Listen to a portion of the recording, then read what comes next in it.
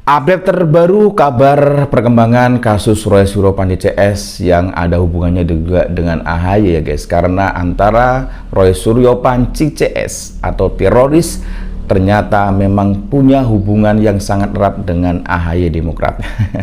Apa hubungannya? Yaitu dengan cara-cara liciknya ya.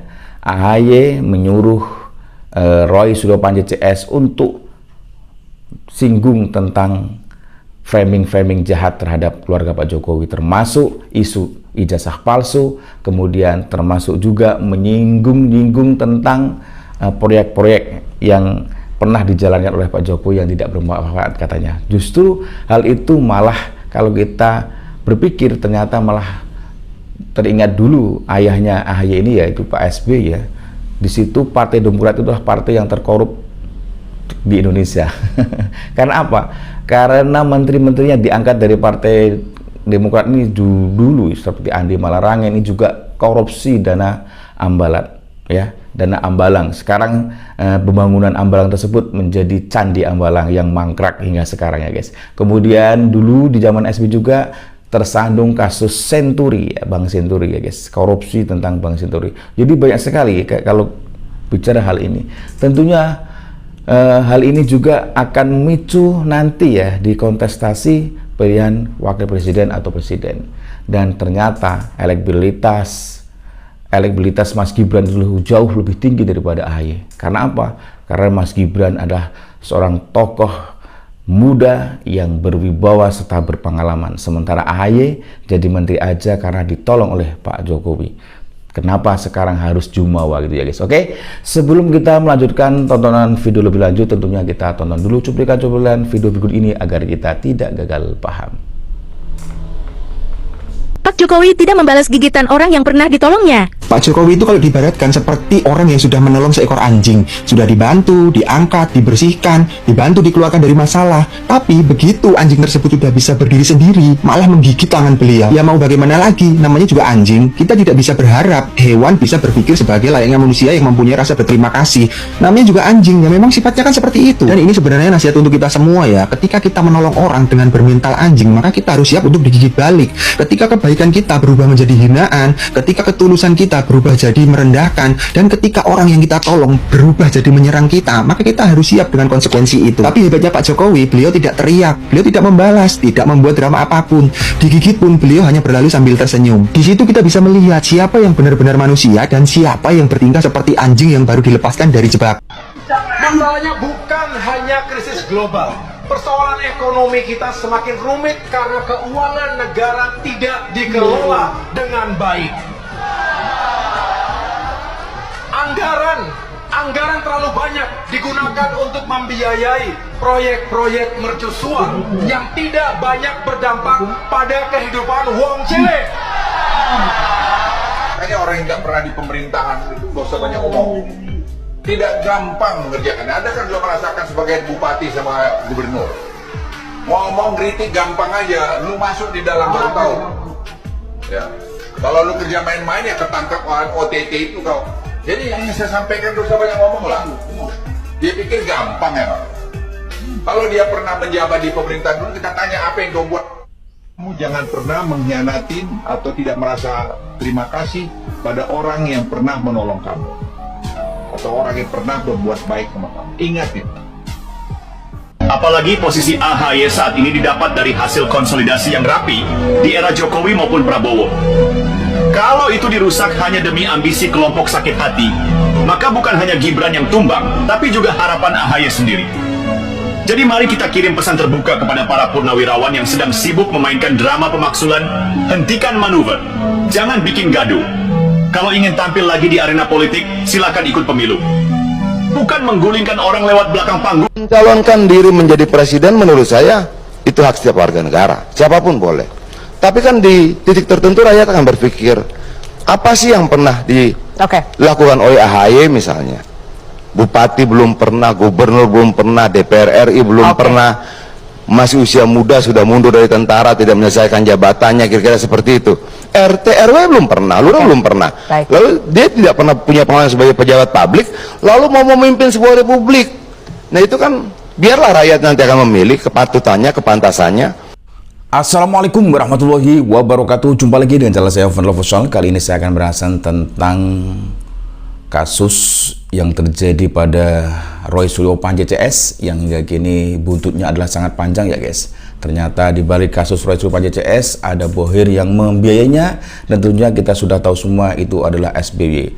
Dan tentunya tujuan utamanya daripada Roy Suryo Pan CCS dan bekerja sama dengan Partai Biru adalah untuk menggulingkan Mas Gibran. Gibran mau dijatuhkan, kemudian forum Purnawirawan lobby SBY untuk mendorong AHY naik menjadi wapres atau wakil presiden. Ini sangat luar biasa ya guys. Dan kita dengarkan statement berikut ini ya guys.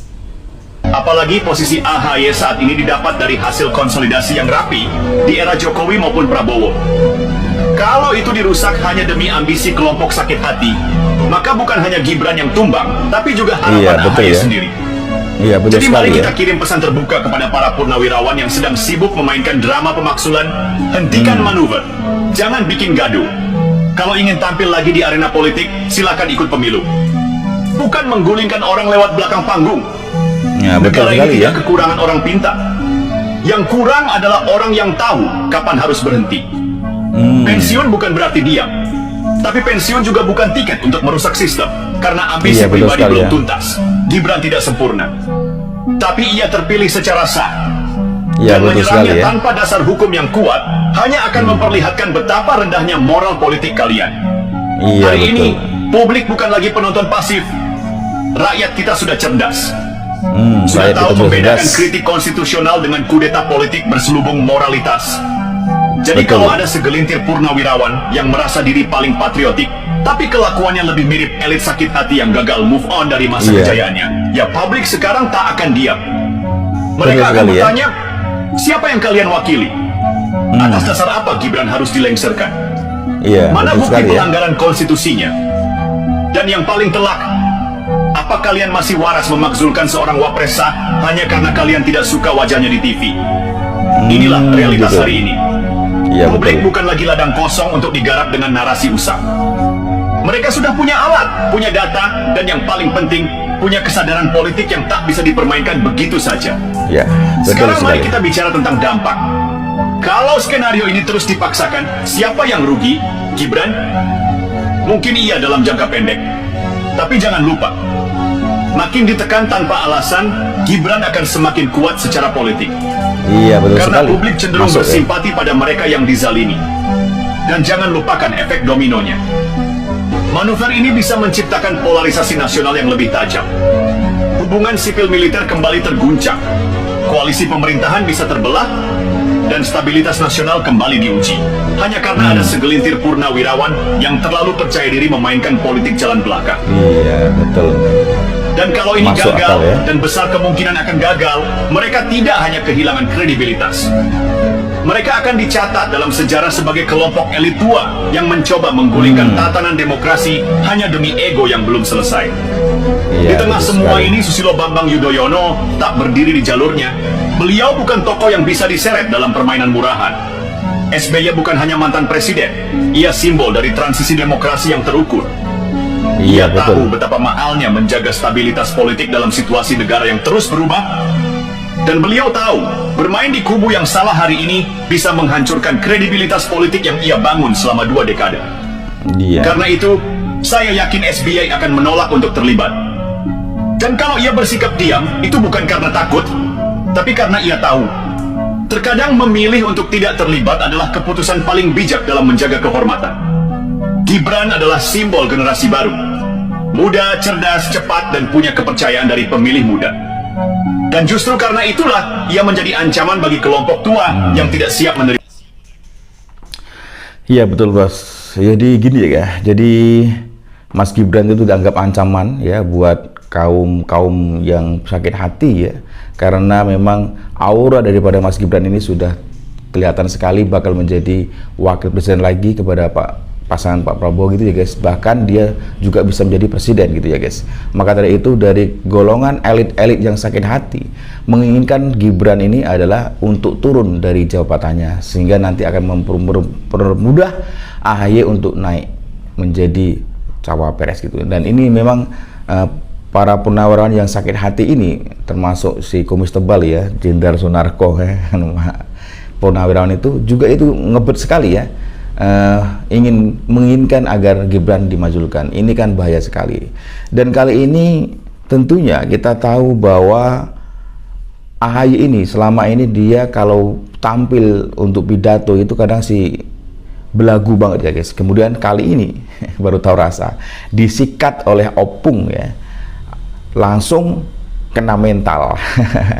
Belum pernah siapa ini, si AHY ini kan kata opung belum pernah menduduki kursi jabatan di pemerintahan. Kok bisa-bisanya kalau ngomong atau pidato tuh ngawur ya guys. Dan kali ini langsung kena mental ya guys. Kita dengarkan statement dari opung. Masalahnya bukan hanya krisis global. Persoalan ekonomi kita semakin rumit karena keuangan negara tidak dikelola dengan baik. Anggaran terlalu banyak digunakan untuk membiayai proyek-proyek mercusuar yang tidak banyak berdampak pada kehidupan wong cilik. Padahal menyindir dia sendiri ya guys, ayahnya juga. Makanya orang yang nggak pernah di pemerintahan itu gak usah banyak omong. Tidak gampang mengerjakannya. Anda kan sudah merasakan sebagai bupati sama gubernur. Ngomong kritik gampang Iya, aja. betul. Lu masuk di dalam baru tahu. Ya. Kalau lu kerja main-main ya ketangkap OTT itu kau. Jadi ini saya sampaikan dosa banyak ngomong lah. Ya. Dia pikir gampang Ya, emang. betul opung Kalau dia Luhut pernah nih. menjabat di pemerintahan dulu, kita tanya apa yang kau buat. Nah, ini nah kena mental langsung ya guys. Jadi jangan banyak omong dulu. Dulu sebelum jadi menteri dia seolah-olah bela rakyat, tapi sekarang menjadi menteri justru menyengsarakan rakyat. Ini yang namanya manusia-manusia yang kena mental langsung kena mental disemprot langsung oleh opung Luhut Panjaitan ya guys. Dan kali ini tentunya jangan melupakan atas kebaikan Pak Jokowi yang menjadikan yang menjadikan si AHY ini menjadi menteri ya. Jadi jangan lupa kebaikannya gitu ya guys ya. Kalau lupa itu bakal nggak berkah itu ya. Kita dengarkan statement ini ya. Kamu jangan pernah mengkhianatin atau tidak merasa terima kasih pada orang yang pernah menolong kamu atau orang yang pernah berbuat baik sama kamu. Ingat itu. Ingat itu ya AHY ya. Ini pesan dari opung ya, opung Luhut. Makanya kalau kamu ingin menjadi orang yang baik, tentunya kamu harus ingat siapakah yang menolong kamu. Jangan asal-asalan sekarang ya guys. Dan kali ini stabilitas pamor daripada antara AHY dengan Mas Gibran adalah jauh banget ya guys. Jadi AHY kalah jauh dari Mas Gibran.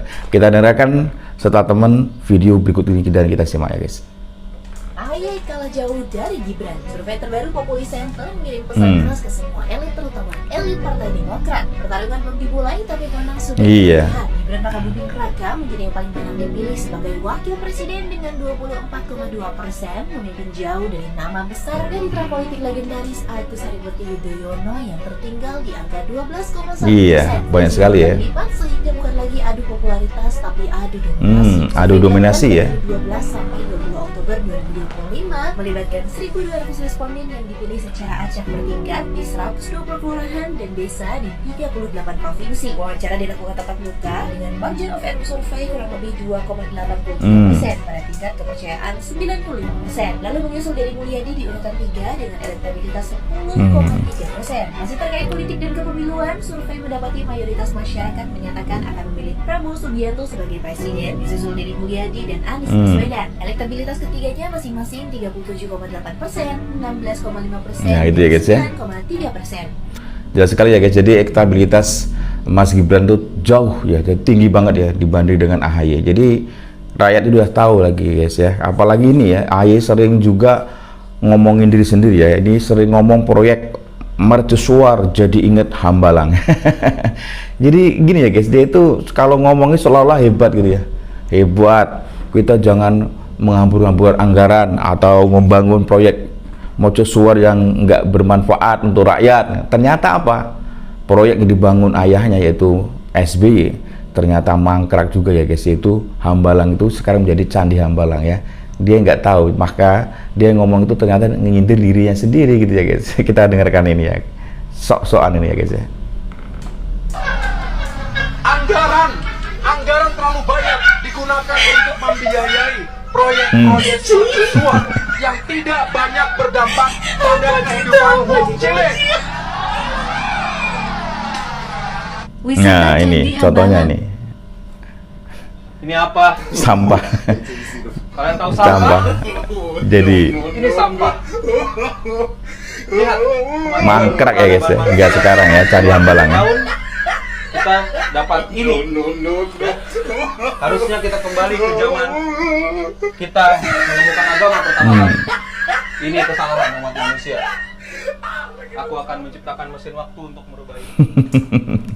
Jadi hambalang yang dibangun oleh SBY itu sekarang mangkrak dan jadi candi hambalang, kan memalukan. Ini SBY-nya kalau ngomong kadang nggak melihat data dan fakta ya guys.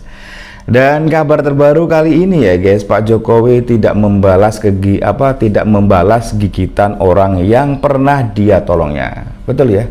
Jadi ketika Pak Jokowi ini dulu telah mengangkat AHY untuk menjadikan menteri, itu kan luar biasa sekali guys.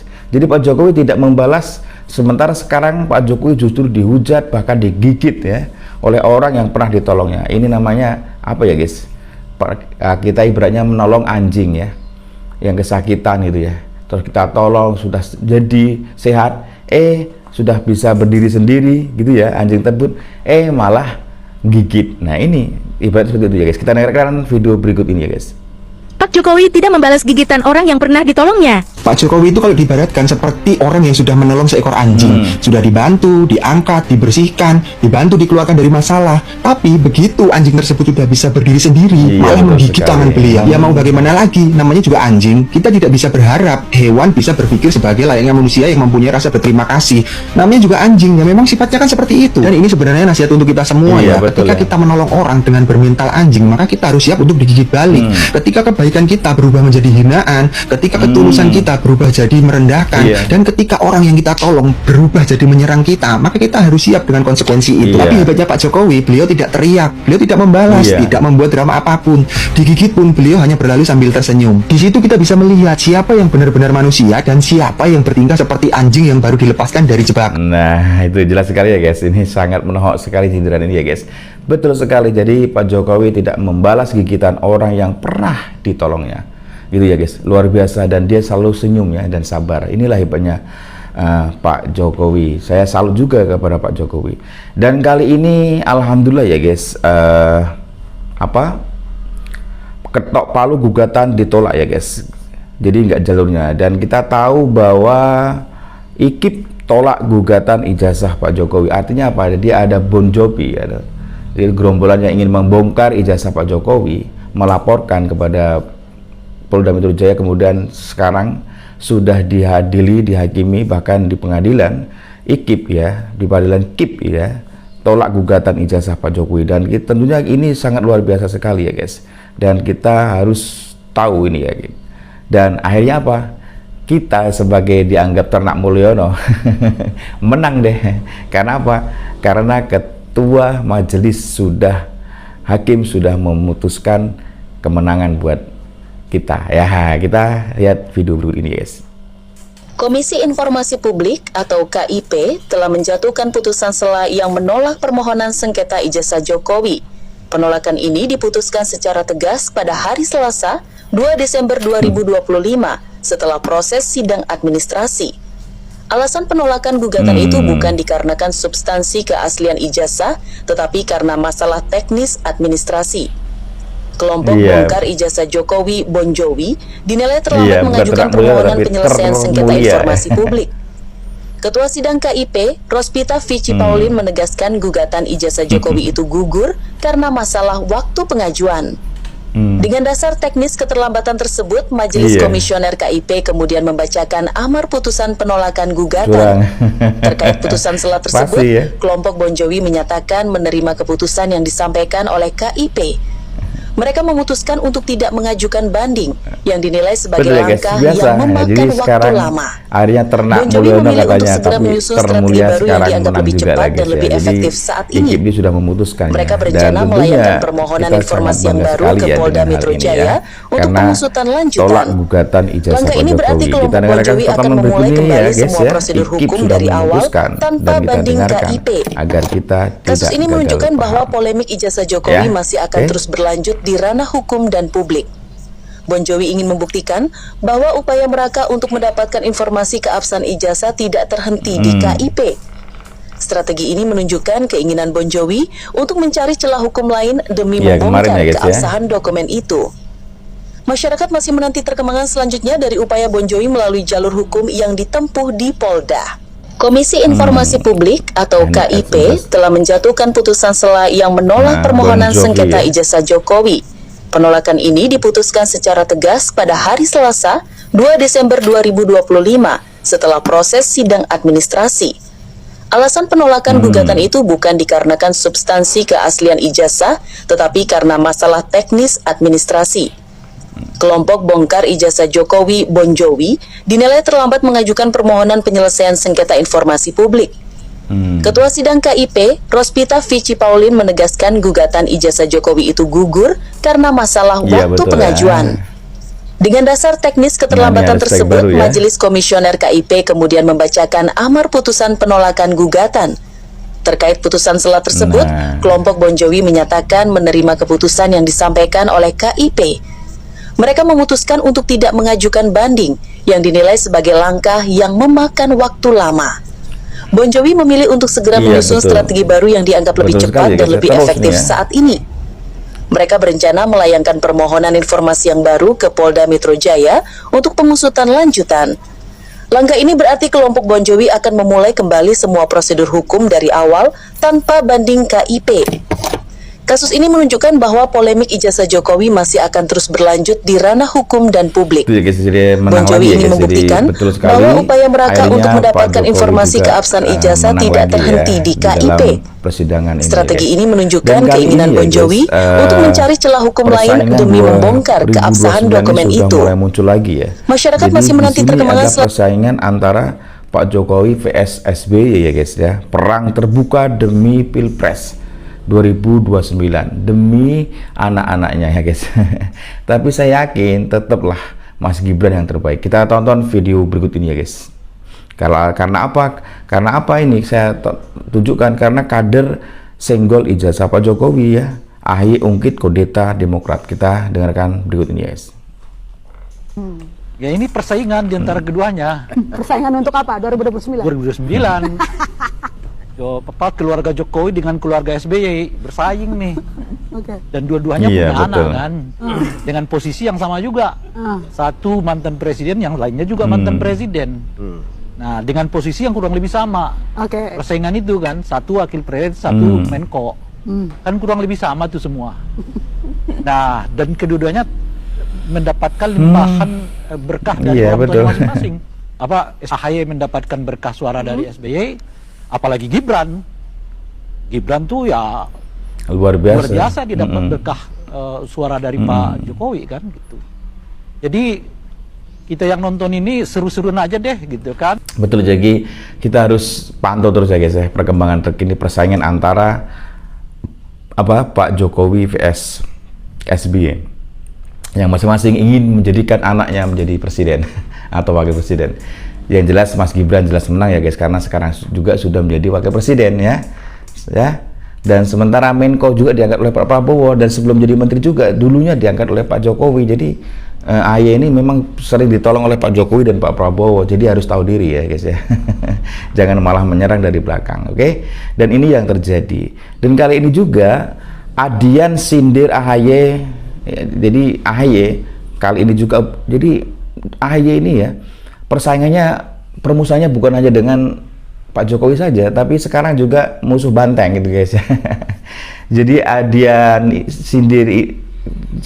ini juga menyindir AHY. Seperti apa sindirannya? Kita tonton video berikut ini, guys. Mencalonkan diri menjadi presiden menurut saya itu hak setiap warga negara, siapapun boleh. Tapi kan di titik tertentu rakyat akan berpikir, Apa sih yang pernah dilakukan oleh AHY misalnya? Dengar ya. Bupati belum pernah, gubernur belum pernah, DPR RI belum pernah, masih usia muda sudah mundur dari tentara, tidak menyelesaikan jabatannya, kira-kira seperti itu. RT RW belum pernah, lurah belum pernah. Lalu dia tidak pernah punya pengalaman sebagai pejabat publik, lalu mau memimpin sebuah republik. Nah itu kan biarlah rakyat nanti akan memilih kepatutannya, kepantasannya. Betul sekali. Jadi memang benar juga kata Adian sindir AHY ini ya guys ya. Nah, memang tidak patut lah untuk menjadi wakil atau presiden karena pengalaman kepemerintahannya belum ada sama sekali ya guys. Oke, itu saja ya guys. Mudah-mudahan ini kasus-kasus Roy Suryo Panji CS segera selesai ya guys ya. Tapi memang dramanya masih panjang karena berbuntut sekarang sudah merembet ke AHY, apalagi menjelang pemilu 2029 tuh meskipun masih lama tapi dekat ya guys. Ini sudah bentar lagi 2026. Jadi sudah gencar-gencarnya nih antara AHY ini ya, yang pengennya ngebet sekali ya, pengen jadi presiden atau wakil presiden. Tapi memang gagal terus sih ya. Mungkin karena memang diciptakan AHY ini jadi gagal terus. Sebenarnya dia bisa naik jadi presiden, terus bisa jadi juga wakil presiden, tapi dengan cara akhlak dan karakter dia harus dirubah ya guys. Bagaimana dia mau jadi presiden sementara dia tidak menghargai siapa dulu yang menjadikan dia menteri sekarang ini ya guys ya. Itu ya guys, siapa dulu yang menolong AHY sekarang ini. Jadi ya jangan sampai kacang lupa kulitnya gitu ya guys. Oke, salam waras, salam NKRI, NKRI harga mati, dan tetap semangat selalu buat kalian semuanya. Dan tentunya buat kalian senantiasa setia menonton channel dari YouTube kami, saya ucapkan banyak terima kasih. Semoga kalian semua mendapat limpahan rezeki yang berkah barokah, melimpah ruah gitu ya guys ya, serta diberi kesehatan lahir dan batin, amin ya robbal alamin. Assalamualaikum warahmatullahi wabarakatuh.